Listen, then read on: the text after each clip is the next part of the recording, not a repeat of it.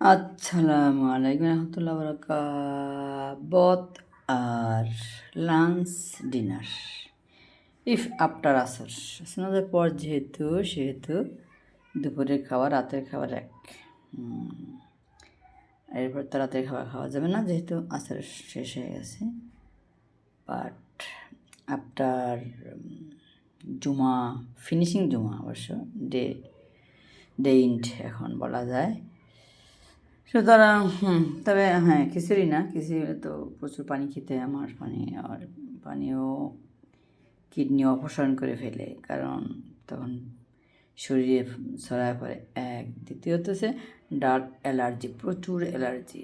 Dirt একেবারে বাদ দিয়ে দিয়েছি, কারণ শুধু হলুদে রাঙায়িত হালকা সয়াবিনও দিয়েছি। যাতে আমার তৈল কম খাওয়া হয়, কারণ আমি একটা তরকারি ভাগ করি বাসি না থাকার জন্য। সো আমার লবণ মানে চিনি মানে শর্করা খাবার আর এই তৈল কম খাওয়া হয়, এই জন্য আমার প্রচুর লো প্রেশার থাকে।